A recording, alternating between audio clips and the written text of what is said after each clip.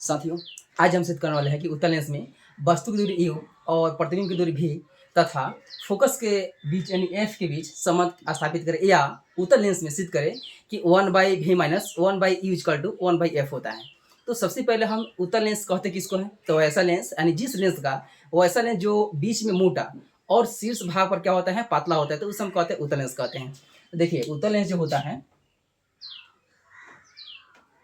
इस तरह से, वह ऐसा लेंस जो बीच में मोटा और शीर्ष भाग पर क्या होता है, पतला होता है, तो उसी को हम कहते हैं उत्तल लेंस कहते हैं। इसमें क्या होता है, एक प्रधान अक्ष होता है। ये देखिए इस मिडिल जो पार्ट में होता है ये एक प्रकाशीय केंद्र होता है जिसको हम ओ से सूचित करते हैं। और इसमें क्या है, दो फोकस और दो केंद्र होता है इसमें। तो सबसे पहले हम मान लेंगे हम फोकस। देखिए यहाँ से यहाँ तक जो लंबाई हो जाएगा इसको हम मान लेंगे एफ फोकस, और फिर इतना ही दूरी इसको हम मान लेंगे 2f मान लेंगे।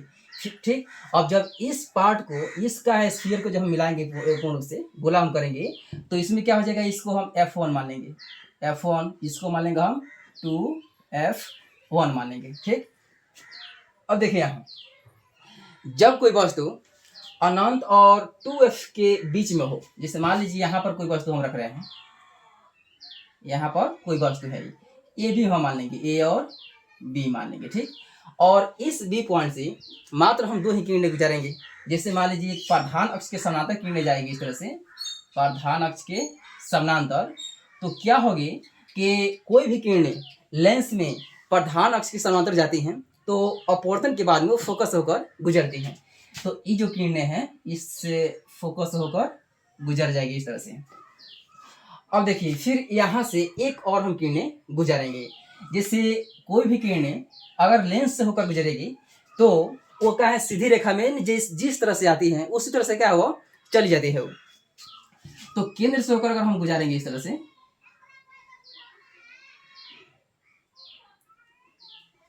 केंद्र से होकर, तो ये सीधी रेखा में गमन करती है, सीधी रेखा में गमन करती है। देखिए तो यह जो रियल बन रहा है ना, रियल कट कर रहा है यहाँ पर कट कर रहा है, तो ई जो बनेगा इसका इमेज यहाँ पर बन रहा है। जो मिलाएंगे हम इस तरह से तो ये भी जो यहाँ हो जाएगा बी डैश, यहाँ हो जाएगा ए डैश हो जाएगा। ठीक, अब इस पर एक हम लंब खींच देंगे इस तरह से। जब लंब खींच देंगे तो इसका हम नामकरण कर देंगे। जैसे मान लीजिए एम क्या है, एक यानी एम बिंदु से क्या हो रहा है, यह अपवर्तन हो रहा है, यानी यह कन्वर्जिंग हो रहा है। अब देखिए सबसे पहले हम मान लेंगे, माना कि ये एल जो है, एल हम मान लेंगे, माना कि एल क्या है, एक उत्तल लेंस है जिसमें कोई वस्तु जो है प्रधान अक्ष के ऊपर लंबवत क्या है, एक वस्तु ए बी रखी गई है जिसका प्रतिबिंब जो है ए डैश बी डैश पर बनता है। हम लिख देंगे जैसा है वैसा ही। देखिए माना कि एल एक उत्तल लेंस है, उत्तल लेंस है। माना कि एल एक उत्तल लेंस है जिसमें प्रधान अक्ष पर, जिसमें प्रधान अक्ष पर ए बी एक वस्तु लंबवत रखी गई है, लंबवत रखी गई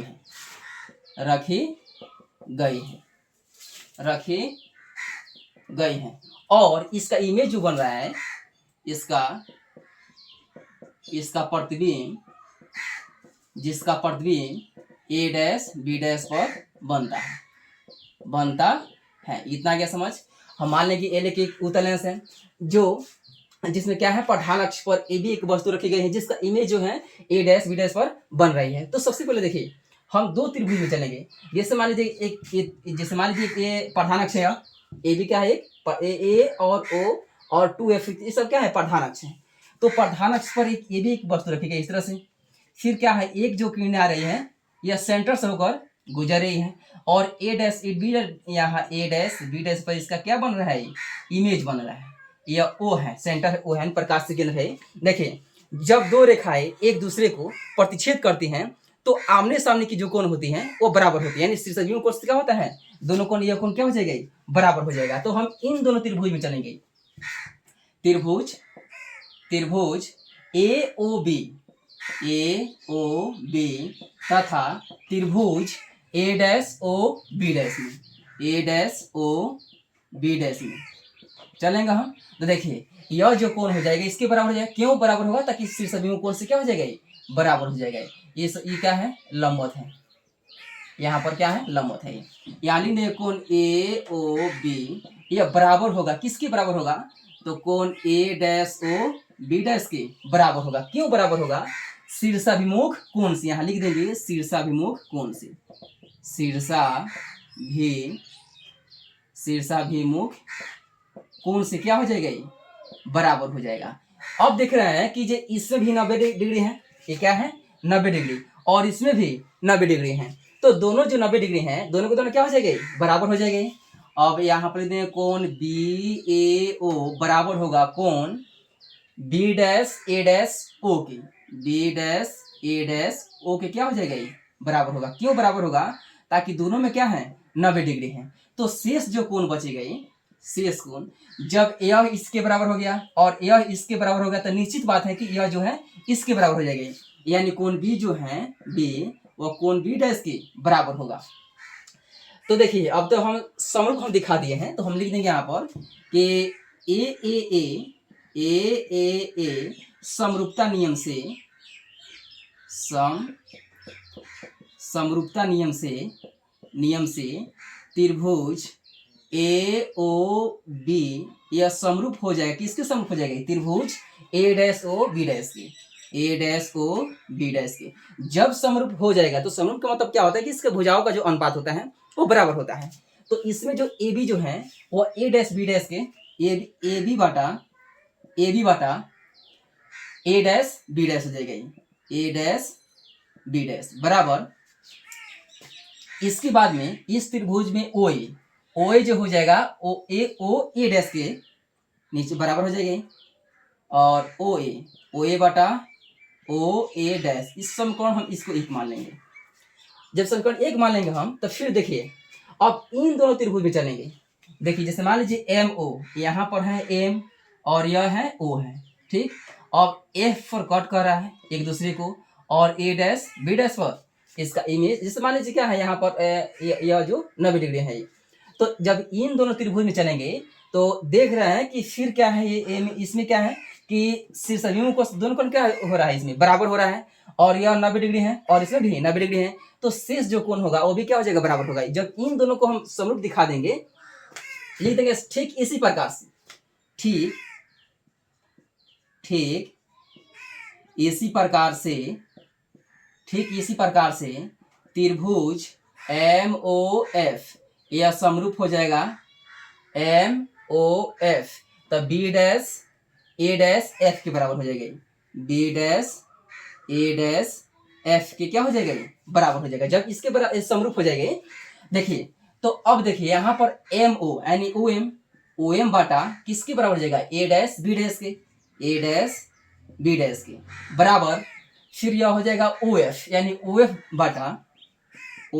बाटा भुजाओं का अनुपात क्या होता है, बराबर होता है, OF बाटा A'F हो जाएगा, A'F, ठीक। अब देखिए समांतर रेखा किसे कहते हैं? वो ऐसी दो रेखाओं का योग जिसके बीच की लंब दूरी हर जगह क्या हो, बराबर हो। जैसे मान लीजिए यहाँ पर यह समांतर रेखा है, ठीक। तो समांतर रेखा जो होता है, जैसे मान लीजिए यहाँ से यहाँ तक बीच की दूरी 2 है, तो ये भी 2 है, ये भी 2, यानी जितना भी रेखा हम खींचेंगे सबका सब क्या होता है, बराबर होता है। तो देखिए हम सबसे पहले बताया है कि प्रधान अक्ष के समांतर क्या है, किरणें आती हैं, तो अपवर्तन के बाद में लेंस में क्या होता है, अपवर्तन होता है, और दर्पण में जो होता है क्या होता है, परावर्तन होता है इसमें। तो यह अपवर्तन के बाद में फोकस होकर गुजरते हैं। तो यहाँ तक जो है यह समांतर है, दोनों को दोनों रेखा। तो OM जो है वो AB के बराबर हो जाएगा। यहाँ लिख देंगे, यहाँ पर लिखेंगे कि OA जो हो जाएगा और OA किसके बराबर, AB के बराबर हो जाएगा। अब क्यों बराबर होगा, तो लिख देंगे कि AB जो है AO जो है वो समांतर है, किसके समांतर है, BM के समांतर है। इसलिए यह दोनों क्या हो जाएगा, हाइट बराबर हो जाएगी। जब बराबर हो जाएगा तो समीकरण हम 1 में चलेंगे, समीकरण इसमें 2 में आइए, इसको हम 2 मान लेंगे। समीकरण 2 में आइए। जब 2 में हम चलेंगे तो देख रहे हैं कि OM जो है OM यहाँ, सॉरी OM यहाँ रहेगा, OA नहीं, यहाँ OM रहेगा। OM AB के बराबर रहेगा। तो OM जो है वो AB के बराबर है, तो यहाँ OM की जगह पर हम AB लिख देंगे। AB अब बाटा A dash B dash, A dash B dash बराबर OF Bata A dash F। समीकरण हमें 3 मानेंगे इसको। जब 3 मान लिए हैं तो अब समीकरण 1 और समीकरण 3 में चलेंगे हम। समीकरण 1 और समीकरण 3 से, समीकरण 1 तथा समीकरण 3 से, समीकरण 3 से चलिए। देखिए जैसे मान लेंगे हम A जो है वो B के बराबर है। A किसके बराबर है? B के बराबर। और यही जो A है वो C के बराबर है। A B के बराबर, फिर A C के बराबर है, तो निश्चित बात है कि जो B जो है वो C के बराबर होगा। B जो है वह C के बराबर हो जाएगा। इतना क्या समझ? तो देखिए यहाँ पर AB Bata A dash B dash, AB Bata A dash B dash, यह इसके बराबर है और यह ही इसके बराबर है, तो निश्चित बात है जो ये दोनों के दोनों क्या हो जाएगा, बराबर हो जाएगा।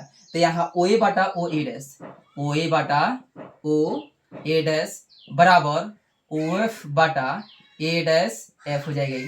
समीकरण इसको हम 4 मान लेंगे, चाहे समीकरण छोड़ देंगे हम, 4 नहीं मानेंगे हम। देखिए अब ये तो इतना समझ में आ गया। अभी हम मिटा दे रहे हैं।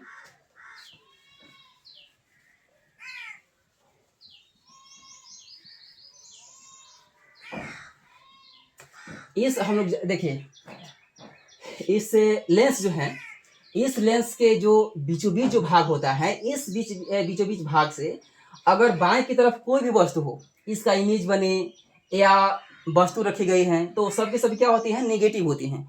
और इस लेंस के दाएं की तरफ जितने भी इमेज हो, फोकस दूरी, सबके सब क्या होता है, धनात्मक होता है। तो देखिए अब यहाँ पर OA बाटा OA डैश है, OA बाटा OA डैश बराबर OF, यहाँ O से F यानी फोकसांतर है, फोकस दूरी है, OF Bata A dash F, A dash F, ये तो दूरी नहीं इस तरह से होगा, क्योंकि लेंस में जो होता है किसी भी दूरी जो है वो प्रकाशीय केंद्र से मापी जाती है, जबकि इसमें O आना चाहिए। तो इसको हम देखिए A डैश F है, इसके बीच की हमें लंबाई निकालना है।